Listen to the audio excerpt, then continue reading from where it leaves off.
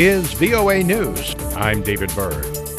On the first day of public testimony, an impeachment witness said that President Donald Trump asked repeatedly about investigations in Ukraine.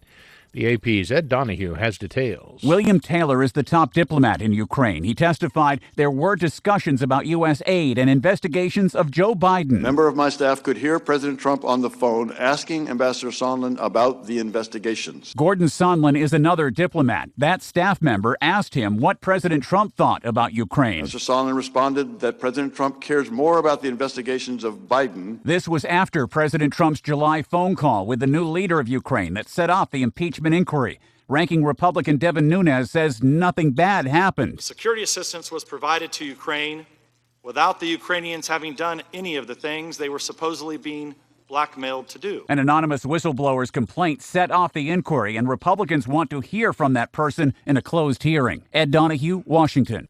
U.S. President Donald Trump welcomed Turkey's President Recep Tayyip Erdogan to the White House Wednesday for a second time at what is a low ebb in relations between Washington and Ankara. Erdogan recently infuriated U.S. officials when he ignored American warnings not to invade northeastern Syria in an operation targeting Syrian Kurds.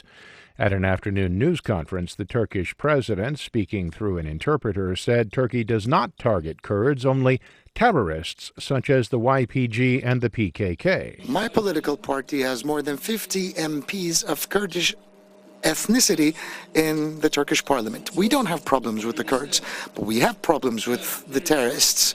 The Turkish leader has also upset American officials with the purchase of the S-400 missile defense system from Moscow. President Trump said the two nations are discussing that issue. This is VOA News. Israel continued airstrikes, then was met with a rain of missiles as Gaza violence soared for a second day Wednesday. Reuters correspondent Lucy Fielder has details. Israeli airstrikes have killed more than 20 Palestinians in Gaza in 2 days of intensified violence. A father and his 2 sons were among the dead on Wednesday. From early morning, Gaza militants fired rockets into Israel.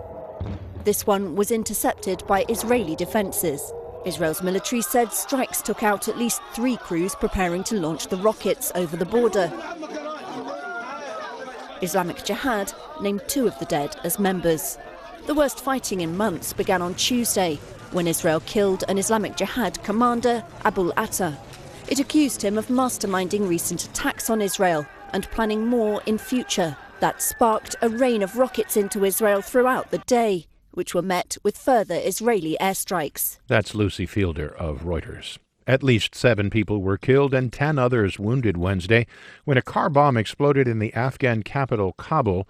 An Interior Ministry spokesman said in a tweet the early morning blast targeted a foreign private security company vehicle. He said 4 foreign employees of that company were among those injured, but gave no further details. There were no immediate claims of responsibility for the bombing, which came after days of lulls in violence in Kabul. Taliban insurgents and militants linked to the Afghan branch of the Islamic State group often claim credit for plotting such attacks.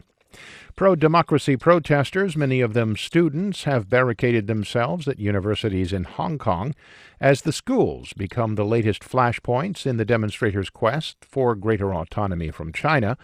Police entered the Chinese University of Hong Kong, the Polytechnic University, and the University of Hong Kong, lobbing tear gas inside the first 2 institutions. That touched off fights at several schools. Police spokesman Se Chun-chung said that demonstrators have been using swords and other weapons to attack police. Offensive weapons like electric swords, bows, and arrows were used by rioters to target police officers. Rioters' violence reached a very dangerous and even deadly level. The protests are now in their 5th month. Tensions have been building since last Friday when a student from Hong Kong University of Science and Technology died after falling 1 story in a parking garage during a police clearance operation.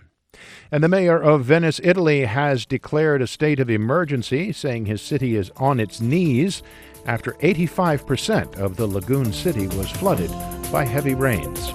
For more, visit voanews.com. I'm David Byrd, VOA News.